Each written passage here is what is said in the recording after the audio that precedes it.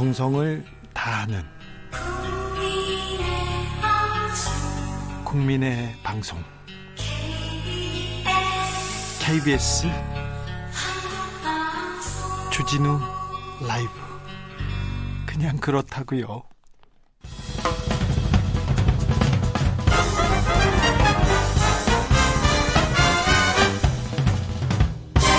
훅 인터뷰.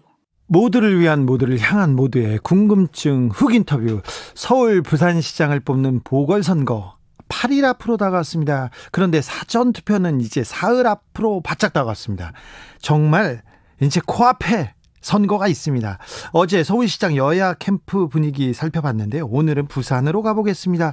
먼저 박형준 국민의힘 후보 캠프의 김소정 국민의힘 박형준 후보 공동대변인, 안녕하세요. 네, 안녕하세요. 선거가 다음 주로 다가왔어요. 지금 캠프 분위기는 어떻습니까? 예, 오늘 발표가 여론조사가 좀 발표가 됐는데요. 네. 오늘 발표된 그 한 여론조사 결과에 따르면 네. 그 박형준 후보가 57.9%. 몇 퍼센트, 이거 수치를 말씀하시면 안 되고요. 더 많이 네. 벌어졌죠. 네. 네. 더 많이 벌어졌습니다. 더 많이 그러니까 벌어졌어요. 네.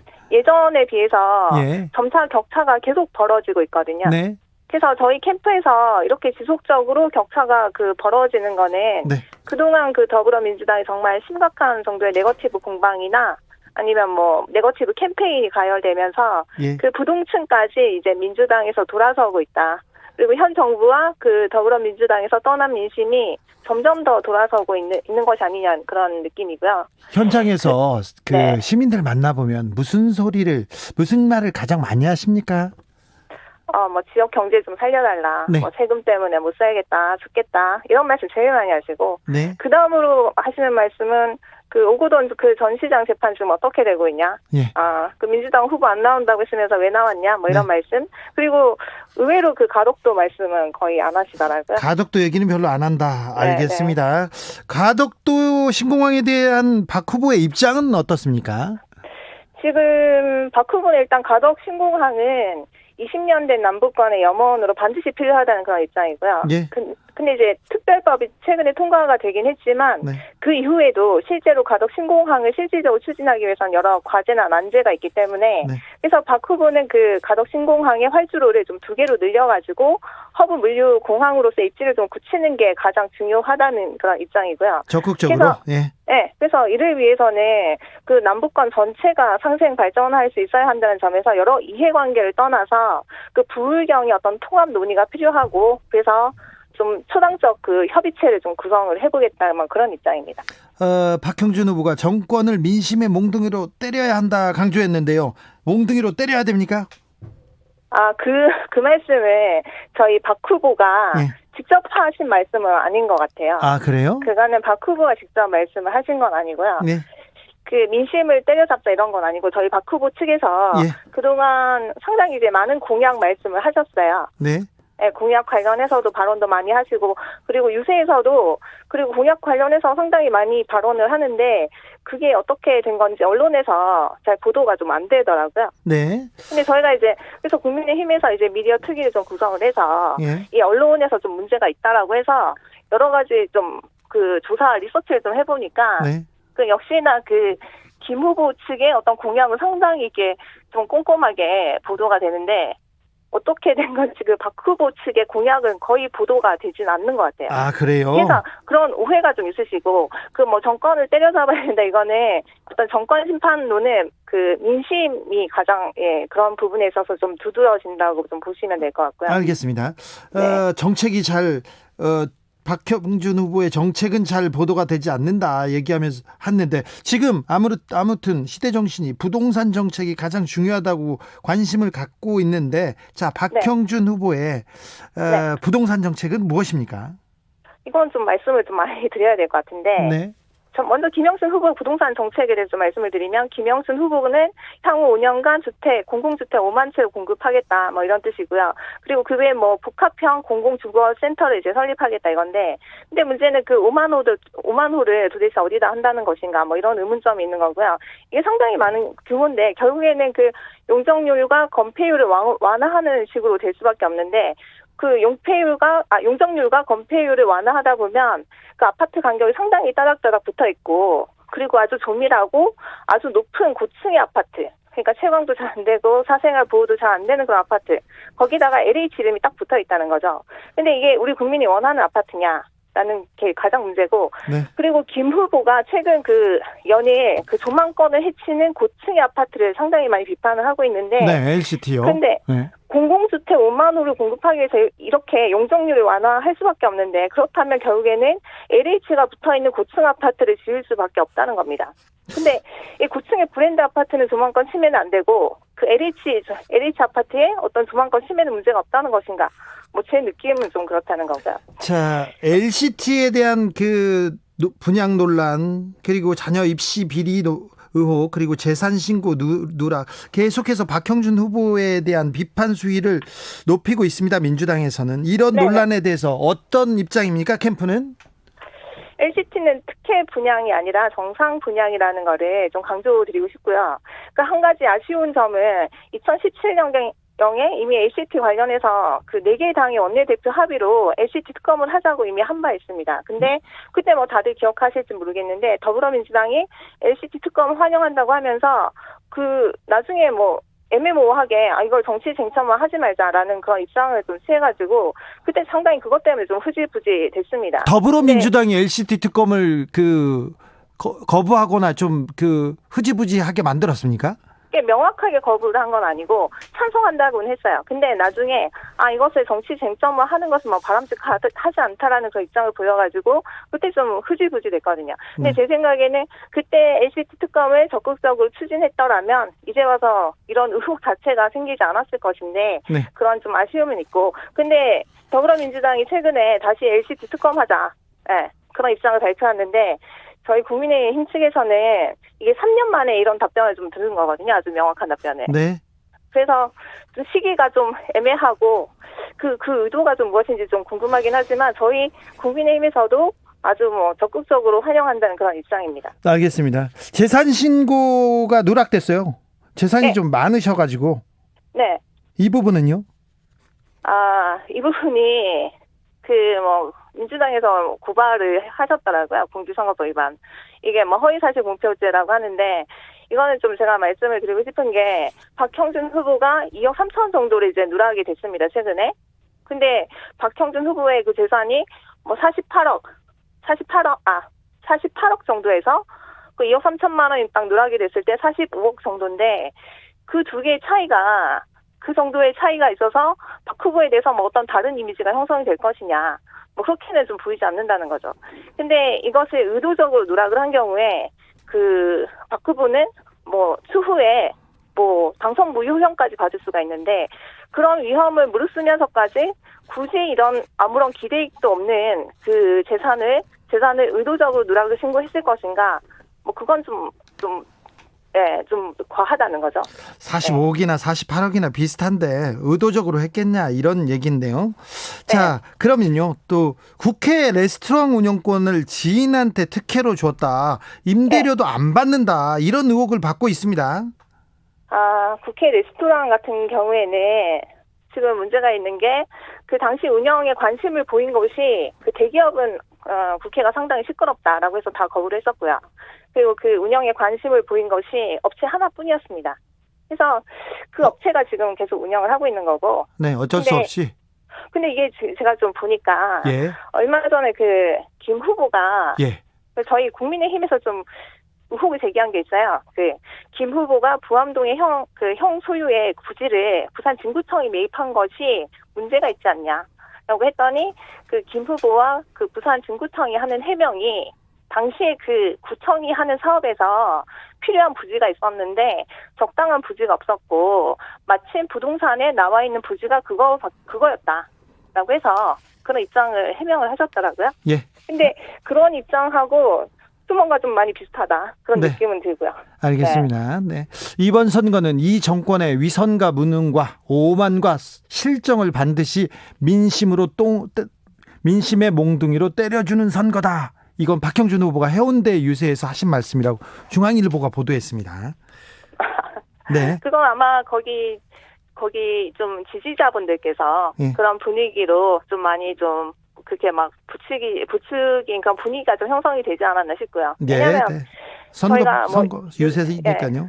요새 현장에서 많이 이렇게 듣는 민심은 정말 정권에 대한 분노가 상당하시거든요. 네. 그래서 아마 그 자리에서도 아마 공약 관련해서 말씀을 하셨을 건데 네. 그 언론에서는 이제 그런 부분은 빼고 이렇게 자극적인 네. 그런 말씀만 좀 보도가 되다 보니까 그러니까 이런 부분은 좀 문제가 있다는 좀 생각을 좀 듭니다. 여러 가지로. 그렇죠. 네. 네. 네. 조강지처 발언은 버렸다. 이 발언 좀 너무 심했죠. 저쪽에서 공격한. 심했죠. 저는 제가 그때 대변인 토론을 하면서 그 말을 들었을 때 전 깜짝 놀랐거든요. 그러니까요. 네. 저희가 이게 뭐 제가 변호사라서 그런데 변호사를 떠나서 2009년에 혼인 빙자 간음죄가 폐지가 됐어요. 네. 그 폐지가 됐을 때 우리 사회가 정말 떠들썩했거든요. 네. 이 여성에 대해서 그동안 상당히 수동적이고 유아시하는 그런 입장을 완전히 이제 뒤집는 그런 판결이 그때 나왔다는 겁니다. 그래서 네. 여성에 대해서 앞으로 다시는 이와 같이 평가하지 말아라.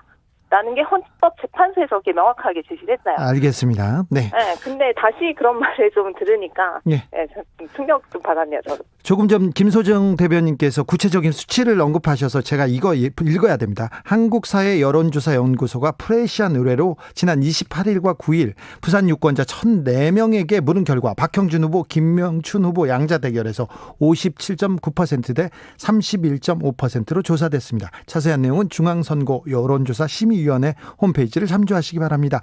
자, 마지막으로 박형준 후보가 부산시장이 되어야 합니까? 되어야 되는 이유가 뭡니까? 대변인께서 말씀해 주십시오.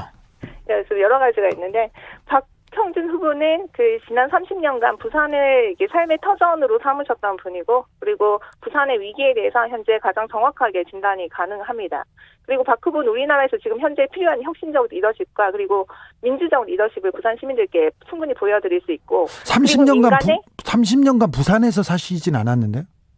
부산은 삶의 터전으로 예, 알겠습니다. 네, 죄송합니다. 여기서 교수님도 오래 하셨거든요. 네. 그리고 특히 박 후보 같은 경우는 민간의 자율성을 누구보다도 역동적으로 되살아날 수 있게 하는 그런 시장이고 네. 그리고 시민 한 분 한 분에게 가장 큰 힘이 되는 시장이 될 것이라고 말씀드리고 싶습니다. 알겠습니다. 지금까지 김소정 국민의힘 박형준 후보 공동대변인이었습니다. 오늘 말씀 감사합니다. 감사합니다. 이어서 더불어민주당 캠프 분위기 살펴보겠습니다. 김영춘 부산시장 후보 캠프에서 총괄 선대 본부장을 맡고 있는 전재수 더불어민주당 의원, 안녕하세요. 네, 전재수입니다. 네, 총괄 선대 본부장 맡고 계십니까? 네, 그렇습니다. 야전에서 열심히 하고 있습니다. 네, 선거 많이 치르셨죠. 제 휴대전화에 전재수 의원은 낙선 전재수로 이렇게 저장돼 있습니다. 선거 많이 치르셨어요? 예, 그렇습니다. 자, 선거 오래 치르셨는데 부산 민심 어떻습니까? 지금 국민의힘 캠프 분위기 아주 좋다고 합니다. 일단은 부산 선거는 민주당에 있어서 쉬웠던 적은 한 번도 없습니다. 예. 그런 측면에서 여전히 어려운 선거를 하고 있고요. 네.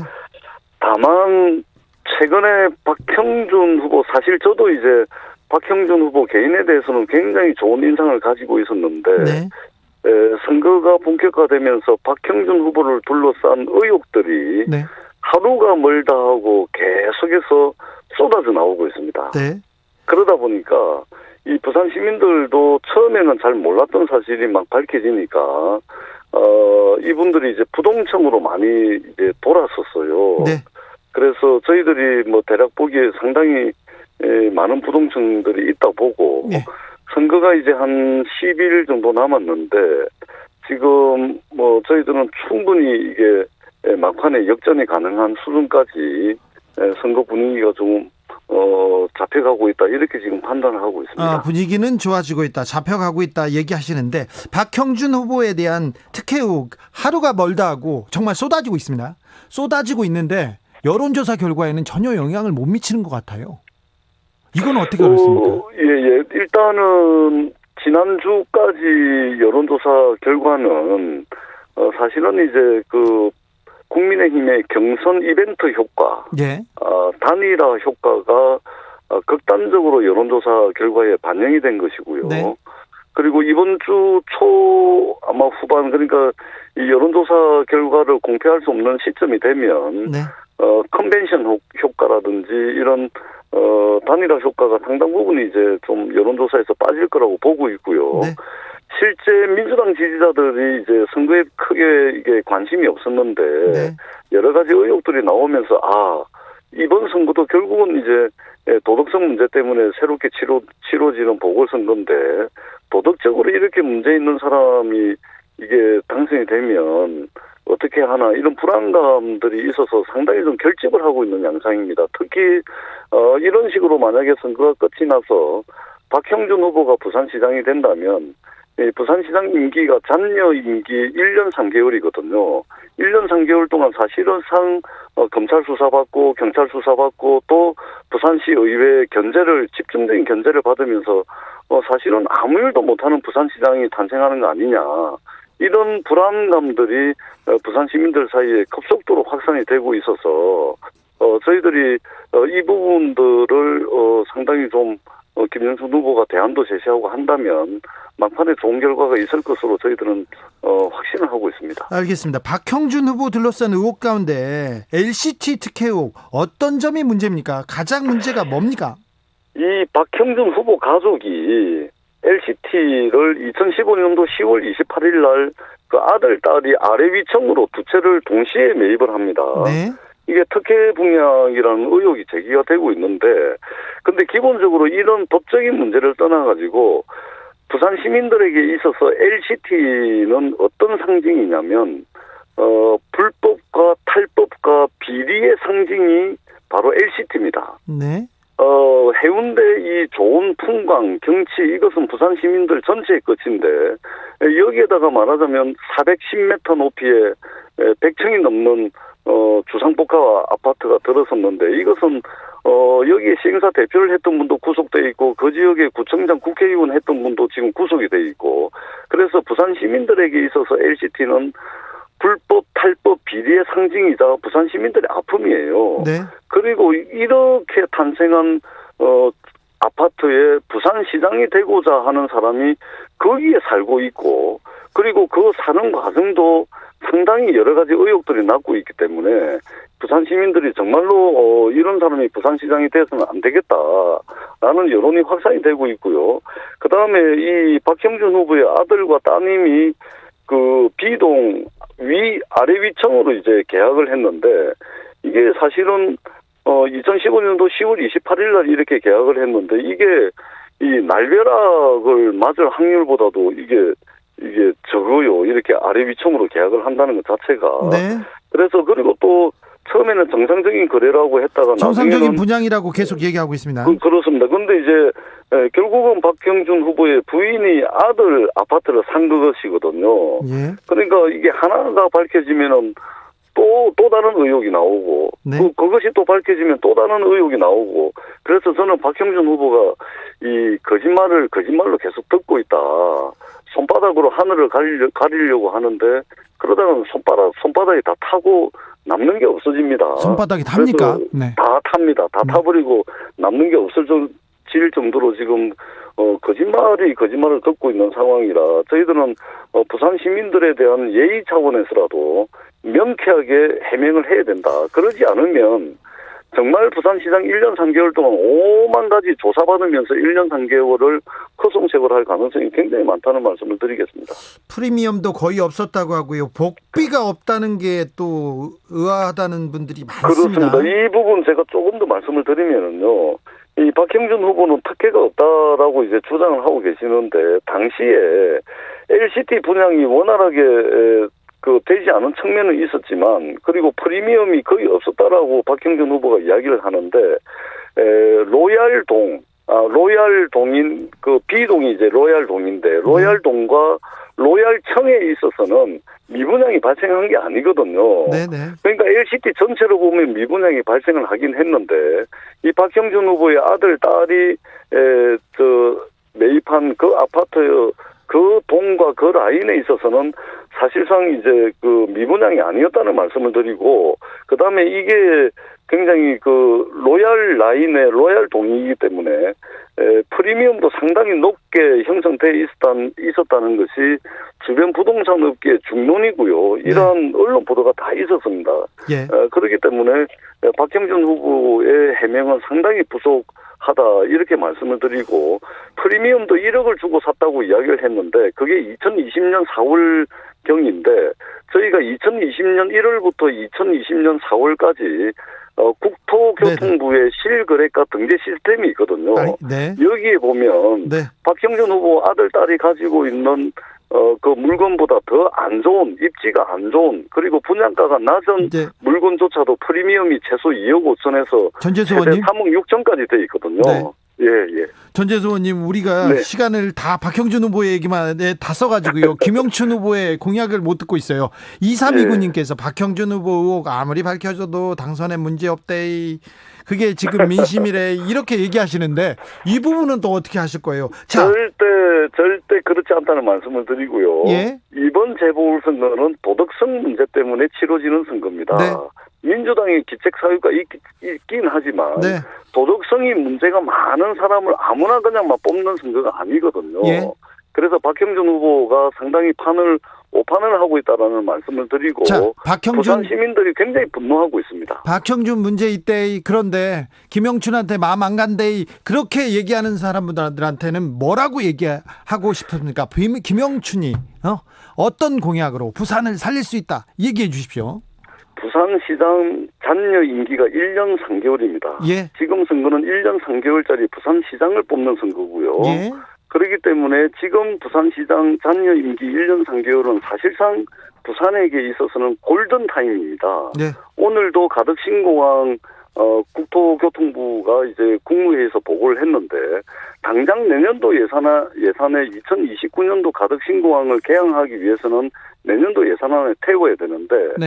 만약에 국민의힘이 당선이 된다면 국민의힘의 가장 강력한 정치 기반은 대구 경북입니다. 예. 대구 경북의 의원들이 가덕신공항을 끝끝내 반대를 하고 있기 때문에 네. 이번 선거에서 국민의힘의 박형준 후보가 된다면 부산의 100년 미래를 열어제낄 수 있는 가덕신공항이 물거품이 될 가능성이 상당히 많습니다. 알겠습니다. 그래서 이번에는 1년 3개월짜리 정말 이게 짧은 임기긴 하지만 부산 경제에 있어서는 골든타임이기 때문에 네. 집권 여당의 프리미엄을 가지고 시간표들에 해서 2029년 개항을 하려면 김영춘 후보가 반드시 당선돼야 된다. 이 부분을 부산 시민들께 강조를 하고 싶습니다. 그렇습니까? 김영춘 후보가 부산시장이 되어야 합니까? 그렇습니다. 네. 전재수 의원이 그렇게 외치고 있습니다. 네. 지금까지 전재수 더불어민주당 의원이었습니다. 감사합니다. 네, 고맙습니다.